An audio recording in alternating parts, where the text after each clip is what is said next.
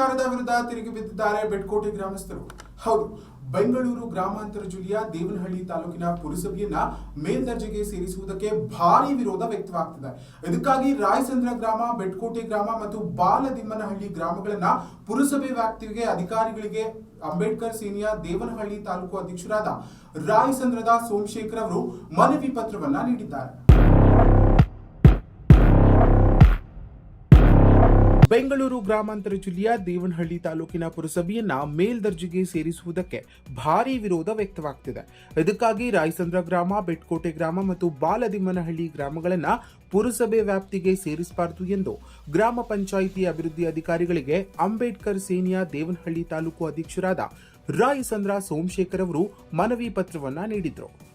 ಇನ್ನು ಮನವಿ ಪತ್ರ ನೀಡಿ ಮಾತನಾಡಿದ ಅವರು, ಕರ್ನಾಟಕ ಸರ್ಕಾರವು ಸಂವಿಧಾನ ವಿರೋಧಿಯಾಗಿ ಕೆಲಸಗಳನ್ನ ಮಾಡುತ್ತಿದೆ. ಕಾರಣ, ಸಂವಿಧಾನದ ಅಡಿಯಲ್ಲಿ ಪಂಚಾಯಿತಿ ಸದಸ್ಯರ ಅವಧಿಯೂ ಮುಗಿದಿದ್ದು, ಯಾರೂ ಸದಸ್ಯರಿಲ್ಲದೆ ಇರುವ ಸಮಯದಲ್ಲಿ ದೇವನಹಳ್ಳಿ ಪುರಸಭೆಯನ್ನ ಮೇಲ್ದರ್ಜೆಗೆ ಸೇರಿಸುವುದಕ್ಕೆ ಹೊರಟಿದೆ. ಬೆಟ್ಕೋಟೆ ಗ್ರಾಮ ಪಂಚಾಯಿತಿ ವ್ಯಾಪ್ತಿಯಲ್ಲಿ ಬರುವ ರಾಯಸಂದ್ರ ಗ್ರಾಮ, ಬೆಟ್ಕೋಟೆ ಗ್ರಾಮ ಮತ್ತು ಬಾಲದಿಮ್ಮನಹಳ್ಳಿ ಗ್ರಾಮಗಳನ್ನ ಎಷ್ಟರ ಮಟ್ಟಿಗೆ ಸರಿ ಎಂದು ಪ್ರಶ್ನಿಸಿದ್ದಾರೆ. ನಮ್ಮ ಕರ್ನಾಟಕ ಸರ್ಕಾರದ ಪರಿಸ್ಥಿತಿ ಯಾವ ತರ ಆಗ್ಬಿಟ್ಟಿದೆ ಅಂದ್ರೆ, ಸಂವಿಧಾನ ವಿರೋಧಿ ಕೆಲಸಗಳು ಮಾಡೋಂಥ ಕೆಲಸಗಳು ಅತಿ ಹೆಚ್ಚಾಗಿ ಮಾಡ್ತಾ ಇದೆ ನಮ್ಮ ಈ ಸರ್ಕಾರ.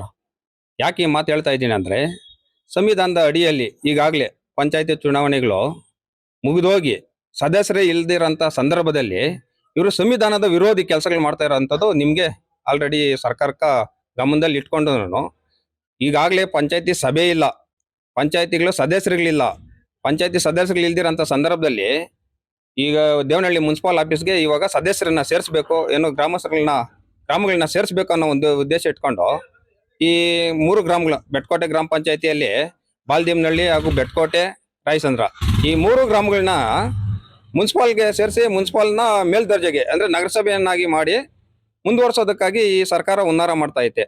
ಈ ಹುನ್ನಾರದ ಉದ್ದೇಶ ಏನಪ್ಪಾ ಅಂದ್ರೆ, ಇವರು ಈ ಹಳ್ಳಿ ಸೊಗಡು, ಸುಮಾರು ನಾವು ಅಂದಿನ ಕಾಲದಿಂದನೂ ಹಳ್ಳಿ ಸೊಗಡು ಆಡ್ಕೊಂಡು ಬೆಳ್ಕೊಂಡು ಹಳ್ಳಿಗಳನ್ನಾಗ ಬೆಳೆದಿರೋಂಥ ವ್ಯಕ್ತಿಗಳು ನಾವು ಎಲ್ಲ ಗ್ರಾಮಸ್ಥರು ಇದ್ದಾರೆ. ಈ ಹಳ್ಳಿ ಸೊಗಡನ್ನ ಕಸಿ ಅಂತ ಕೆಲಸ ಮಾಡ್ತಾ ಇದೆ ಯಾರ್ದು? ಈ ಸಿದ್ದರಾಮಯ್ಯ ಸರ್ಕಾರ. ಈ ಸಿದ್ದರಾಮಯ್ಯ ಸರ್ಕಾರಕ್ಕೆ ಸಾಥ್ ಕೊಡ್ತಾ ಇರೋದು ನಮ್ಮ ದೇವನಹಳ್ಳಿ. ಈ 10 ವರ್ಷದಿಂದ ಸರ್ಕಾರ ಇಲ್ದಿರೋಂಥ ಸಂದರ್ಭಕ್ಕೆ ನಾವು ಈಗ ಸರ್ಕಾರ ಕೊಟ್ಟಿದ್ದೀರಿ, ನಮ್ಮ ಕರ್ನಾಟಕ ರಾಜ್ಯಕ್ಕೆ ಸರ್ಕಾರ ಕೊಟ್ಟಿದ್ದೀರಿ. ಈ ಕರ್ನಾಟಕ ರಾಜ್ಯಕ್ಕೆ ಸರ್ಕಾರ ಕೊಟ್ಟಿದ್ದಾದ ಮೇಲೆ ಇವ್ರು ಮಾಡ್ತಾ ಇರೋಂಥ ಕೆಲಸ ಎಲ್ಲಾನು ಸಂವಿಧಾನ ವಿರೋಧಿ ಕೆಲಸ. 10 ವರ್ಷಗಳಿಂದ ಕಾಂಗ್ರೆಸ್ ಪಕ್ಷಕ್ಕೆ ಅಧಿಕಾರ ಸಿಗಲಿಲ್ಲ. ಆದರೆ ಈ ಬಾರಿ ಜನತೆ ಕಾಂಗ್ರೆಸ್ ಪಕ್ಷಕ್ಕೆ ಅಧಿಕಾರ ಮಾಡಲು ಅವಕಾಶ ಮಾಡಿಕೊಟ್ಟಿದ್ದು, ಇದನ್ನ ಸಿದ್ದರಾಮಯ್ಯನವರ ಸರಿಯಾಗಿ ಆಡಳಿತ ನಡೆಸದೆ ಸಂವಿಧಾನ ವಿರೋಧಿ ಚಟುವಟಿಕೆಗಳನ್ನ ಮಾಡ್ತಲೇ ಬಂದಿದೆ. ಈ ರೀತಿಯಲ್ಲಿ ಅವ್ಯವಸ್ಥಿತ ಆಡಳಿತದಿಂದ ಜನರು ಈಗಾಗಲೇ ಬೇಸತ್ತಿದ್ದಾರೆ. ಇದರ ಬೆನ್ನಲ್ಲೇ ದೇವನಹಳ್ಳಿ ತಾಲೂಕಿನ ಪುರಸಭೆಯನ್ನ ಮೇಲ್ದರ್ಜೆಗೆ ಸೇರಿಸುವುದಕ್ಕೆ ಕೆಲವು ಗ್ರಾಮಗಳನ್ನ ಸೇರಿಸುವುದಕ್ಕೆ ಅನುವು ಮಾಡಿಕೊಟ್ಟಿದೆ. ಇದು ತಪ್ಪು.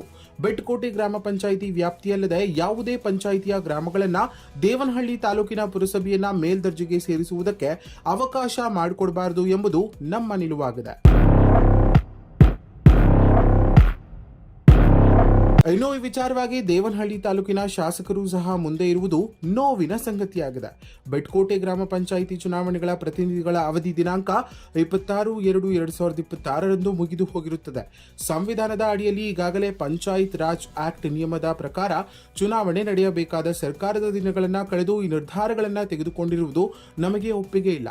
ಯಾರ ಅಭಿಪ್ರಾಯಗಳನ್ನ ಕೇಳದೆ ಏಕಾಏಕಿ ನಿರ್ಧಾರ ತೆಗೆದುಕೊಂಡಿರುವುದು ಎಷ್ಟರ ಮಟ್ಟಿಗೆ ಸರಿ? ಇದನ್ನ ಇಲ್ಲಿಗೆ ಕೈ ಬಿಡಬೇಕು, ಇಲ್ಲವಾದರೆ ಎಲ್ಲ ಗ್ರಾಮಸ್ಥರು ಒಟ್ಟಿಗೆ ಸೇರಿ ಉಗ್ರ ಹೋರಾಟ ಮಾಡುವೆವು ಎಂದು ಎಚ್ಚರಿಕೆಯನ್ನ ನೀಡಿದ್ರು. ಹಳ್ಳಿ ಸೊಗಡನ್ನು ನಾಶ ಮಾಡುತ್ತಿರುವ ಒಂದು ರಾಜ್ಯ ಸರ್ಕಾರಕ್ಕೆ ನಾವು ಧಿಕ್ಕಾರವನ್ನು ಹೇಳ್ತಾ ಇದ್ದೀವಿ. ಯಾಕಂದ್ರೆ ಪಂಚಾಯತಿ ವ್ಯಾಪ್ತಿಯಲ್ಲಿ ಬರುವಂತಹ ಕೆಲವೊಂದು ಹಳ್ಳಿಗಳನ್ನು ಆಯ್ಕೆ ಮಾಡಿ ಏನು ಟೌನ್ ವ್ಯಾಪ್ತಿಗೆ ಸೇರಿಸಬೇಕಂತ ಅಂದ್ಬಿಟ್ಟು ಈ ಅನುಮತಿಯನ್ನು ಸಲ್ಲಿಸಿರ್ತಾರೆ. ನಮ್ಮ ಅನುದಾನಗಳ ಅನುಸಾರವಾಗಿ ನಾವು ಗ್ರಾಮ ಪಂಚಾಯತಿಯಲ್ಲಿ ನಮ್ಮ ಗ್ರಾಮ ಪಂಚಾಯತಿಗೆ ಅನುದಾನವಾಗಿ ಸುಮಾರು ಒಂದು 7 ಹಳ್ಳಿಗಳು ಇರ್ತವೆ. ಈ 7 ಹಳ್ಳಿಗಳಿಗೂ ನಾವು ಏನು ಗ್ರಾಮ ಪಂಚಾಯತಿ ಬರುವಂತಹ ಅನುದಾನಗಳಿಂದ ನಾವು ಗ್ರಾಮಗಳನ್ನು ಅಭಿವೃದ್ಧಿ ಮಾಡಿಸೋದಕ್ಕೆ ನಾವು ಒಂದು ಅನುಕೂಲವನ್ನು ಮತ್ತು ಪಡೆದಿರ್ತೇವೆ. ಆ ಅಭಿವೃದ್ಧಿಗಳನ್ನು ಕಿತ್ಕೊಳ್ಳೋದಕ್ಕೆ ಈ ರಾಜ್ಯ ಸರ್ಕಾರದವರು ಈ ಸ್ಕೀಮ್ ಮಾಡಿ ನಮ್ಮನ್ನ ಮಾಡ್ತಾ ಇದ್ದಾರೆ. ಯಾಕಂದ್ರೆ ಮುಂಚೆ ಇರಲಿಲ್ಲ. ಈ ಅಭಿವೃದ್ಧಿ ಮಾಡಬೇಕಾಗಿದ್ರೆ ಮುಂಚೆನೆ ಮಾಡಬೇಕಾಗಿತ್ತು. ಪಂಚಾಯತಿ ಅಭಿವೃದ್ಧಿ ಈಗ ಅನುದಾನಗಳು ಎಲ್ಲಿ ಜಾಸ್ತಿ ಬರ್ತಾ ಇದಾವೆ, ಎಲ್ಲಿ ಬಿಡುಗಡೆಗಳು ಜಾಸ್ತಿ ಇದಾವೆ ಅಂತಹ ಗ್ರಾಮಗಳನ್ನೇ ಸೂಚನೆ ಮಾಡಿ ಅಂತಹ ಗ್ರಾಮಗಳನ್ನೇ ಸೂಕ್ತ ಆಯ್ಕೆ ಮಾಡಿ ಈ ಪಂಚಾಯತಿಯಲ್ಲಿ ಮಾಡೋದಕ್ಕೆ ಆಯ್ಕೆ ಮಾಡ್ಕೊಂಡಿದ್ದಾರೆ. ಇದು ತುಂಬಾ ವಿರೋಧ ಮಾಡ್ತಾ ಇದೀವಿ ನಾವು.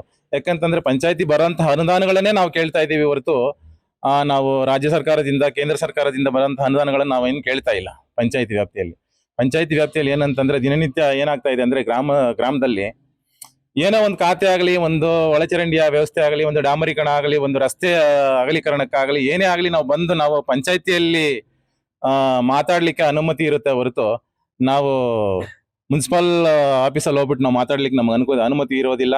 ಅಲ್ಲಿ ಯಾವುದೇ ಒಂದು ಖಾತೆ ಮಾಡಿಸೋದಕ್ಕೂ ನಾವು ಅರ್ಹತೆ ಆಗೋದಿಲ್ಲ. ಯಾಕಂದ್ರೆ ದಿನಗಟ್ಲೆ ಕಾದ್ರೂ ಆಗೋದಿಲ್ಲ.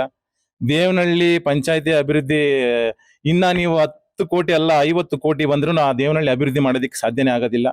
ಅಂತ ಇದಕ್ಕೆ ನಮ್ಮ ಹಳ್ಳಿಗಳನ್ನ ಯಾಕೆ ಸೇರಿಸಿ ನಮ್ಮ ಹಳ್ಳಿನ ಯಾಕೆ, ಈ ಹಳ್ಳಿ ಸೊಗಡನ್ನ ಯಾಕೆ ಹಾಳು ಮಾಡೋದಕ್ಕೆ ಇದು ಮಾಡ್ತೀರಾ ಅಂತ ಅಂದ್ಬಿಟ್ಟು ನಾವು ಕೇಳ್ಕೊಂತ ಇದೀವಿ. ಇದೇ ಸಂದರ್ಭದಲ್ಲಿ ಮೋಟಪ್ಪನ ಮಗ ನರಸಿಂಹ, ನಲ್ಲೋಬಪ್ಪ ಮಗ ಪಿಳ್ಳಪ್ಪಯ್ಯಣ್ಣ, ಜಾಲಪ್ಪನ ಮಗ ಗಂಗಾಧರ, ಪಿಳ್ಳಪ್ಪಯ್ಯಣ್ಣ, ತಿಮ್ಮರಾಜು, ನಾರಾಯಣಸ್ವಾಮಿ, ಗೋಪಾಲ್, ಸೋಮೇಶ್, ಲಕ್ಷ್ಮಣ್, ವೀರಭದ್ರಸ್ವಾಮಿ, ಒಪ್ಪಿ, ಪಿಳ್ಳರಾಜು, ಉಗ್ರ ನರಸಿಂಹ, ಮುನಿರಾಜು, ಶಿವಾನಂದ, ನರಸಿಂಹಣ್ಣ ಮತ್ತು ಊರಿನ ಮುಖಂಡರು ಹಾಗೂ ಅಂಬೇಡ್ಕರ್ ಸೇನೆಯ ಕಾರ್ಯಕರ್ತರು ಹಾಜರಿದ್ದರು. ನಮ್ಮ ಊರು ನಮ್ಮ ಹಕ್ಕು, ನಮ್ಮ ಊರು ನಮ್ಮ ಹಕ್ಕು, ನಮ್ಮ ಊರು ನಮ್ಮ ಹಕ್ಕು. ಬೇಡವೇ ಬೇಡ ಬೇಡವೇ ಬೇಡ ನಮ್ಮ ಊರು ನಮ್ಮ ಹಕ್ಕು, ನಮ್ಮ ಊರು ನಮ್ಮ ಹಕ್ಕು.